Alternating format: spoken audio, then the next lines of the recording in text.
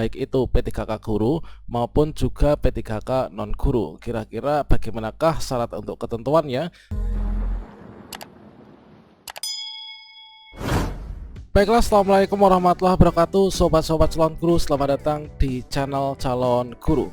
Sobat-sobatnya, pada video ini kita akan berbagi update informasi terbaru, yaitu mengenai syarat wajib honorer bisa ikut seleksi P3K tahun 2022, baik itu P3K guru maupun juga P3K non guru. Kira-kira bagaimanakah syarat untuk ketentuannya? Silahkan simak video ini sampai selesai. Namun sebelum kita lanjutkan, perlu saya ingatkan bagi teman-teman yang mungkin baru pertama kali menemukan channel ini, silahkan klik tombol subscribe-nya dan aktifkan notifikasi loncengnya, sehingga nanti jika ada update video terbaru, teman-teman tidak akan ketinggalan informasi. Baiklah sobat semuanya, dari Kemenpan RB nomor 264 tahun 2022 telah disampaikan penetapan kebutuhan ASN secara nasional ya tahun 2022, baik itu untuk instansi pusat maupun juga daerah, termasuk juga sekolah kedinasan serta Papua Barat, dengan sebaran yaitu untuk angka-angka kebutuhannya itu adalah seperti yang tertera pada layar monitor.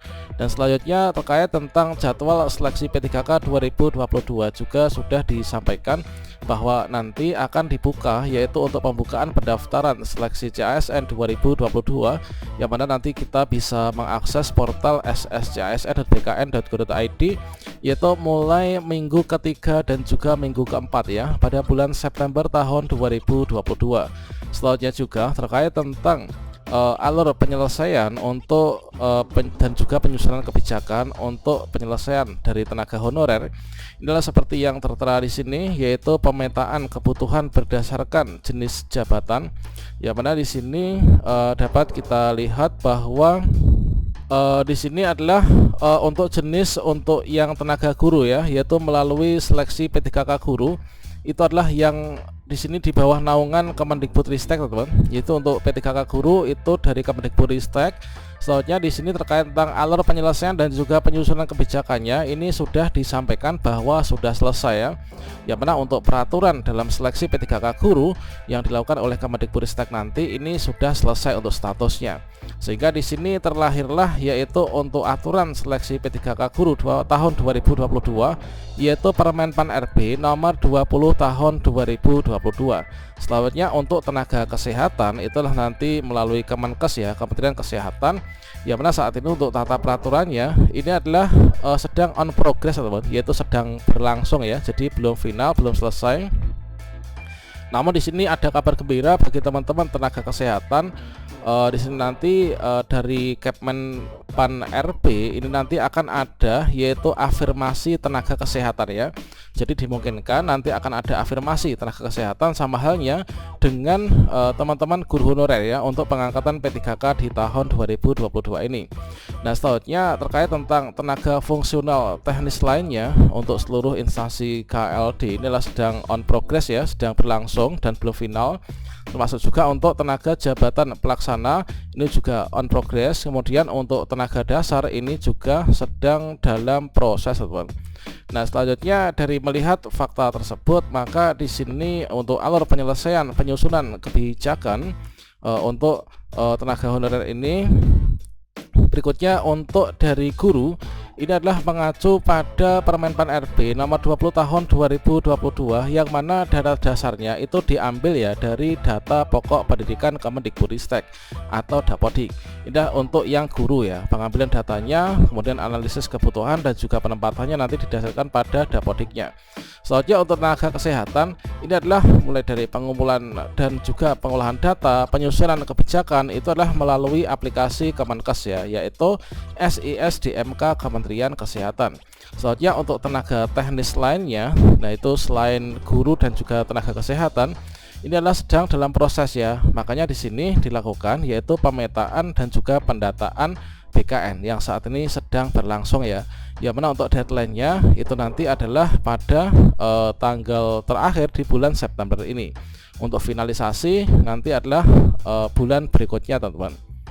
Nah, selanjutnya di sini kita dapat mengetahui, jadi untuk syarat P3K guru untuk yang penyelenggaraan P3K guru itu sudah final ya, yaitu tata aturannya itulah sesuai dengan Permen PRB nomor 20 tahun 2022, yang mana untuk syarat syarat dari P3K guru ini seperti yang tertuang di sana. Nanti yang menjadi pelamar itulah terdiri dari kategori pelamar prioritas dan juga pelamar umum ya.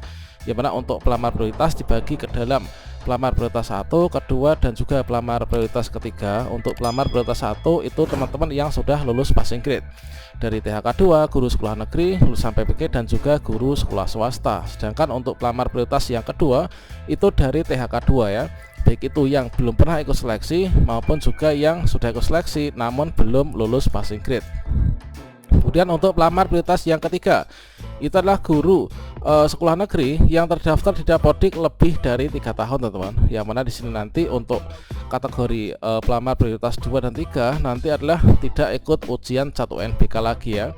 Untuk prioritas 1 itu nanti langsung penempatan. Kemudian tertera pada pasal yang ke-6 untuk pelamar umum itu terdiri dari lulusan PPG, kemudian pelamar guru sekolah negeri terdaftar di Dapodik kurang dari 3 tahun dan juga guru sekolah swasta yang terdaftar di Dapodik. Kemudian untuk syarat pelamar P3K guru itu sesuai dengan pasal 7 ya. Yang mana di sini adalah yang pertama seperti yang sering kita lihat bersama, untuk syarat-syarat menjadi ASN adalah terutama di sini warga negara Indonesia.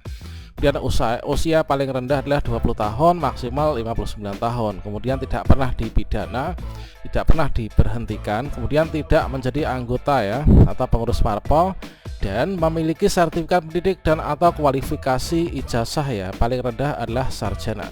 Jadi untuk persyaratan yang nomor F adalah merupakan persyaratan wajib, itu harus memiliki ijazahnya itu adalah S1 atau D4 ya teman. Untuk yang serdik itulah opsional. Kemudian sehat jasmani dan rohani, kemudian memiliki SKKB, kemudian juga persyaratan lain sesuai dengan yang diminta oleh masing-masing instansi. Kemudian untuk alur seleksinya, tentunya di sini nanti akan ada 3 mekanisme seleksi ya, yang benar sesuai dengan Permen 4RB nomor 20 tahun 2022. Dari formasi yang ada nanti adalah digunakan untuk mekanisme pertama, yaitu penempatan guru yang sudah lulus passing grade. Kemudian sisa formasinya untuk seleksi kesesuaian dan juga verifikasi THK 2 dan juga guru sekolah negeri masa pengabdian lebih dari 3 tahun. Kemudian berikutnya nanti mekanisme seleksi yang umum teman-teman. Nah selanjutnya untuk syarat P3K non guru. Nah di sini belum ada untuk syarat P3K non guru di tahun 2022. Namun sebagai bahan acuan di sini kita bisa melihat yaitu pada Permen 4RB nomor 29 tahun 2021 kemarin yang ada pada pasal bab yang kedua, yaitu ketentuan dan juga persyaratan pelamar ya. Usianya itulah paling rendah 20 tahun dan juga maksimal 1 tahun menjelang usia pensiun ya, tidak pernah dipidana, tidak pernah diberhentikan, kemudian tidak menjadi anggota parpol, kemudian memiliki kualifikasi pendidikan sesuai dengan persyaratan jabatan, memiliki kompetensi yang dibuktikan dengan sertifikasi keahlian. Jadi memiliki kompetensi yang dibuktikan dengan sertifikasi keahlian ya, yang masih berlaku dari lembaga profesi yang berwenang, sehat jasmani dan juga persyaratan lain yang sesuai dengan kebutuhan jabatan yang ditetapkan oleh pejabat pembina kepegawaian yang dilamar. Dan selanjutnya untuk syarat P3K kesehatan ya teman.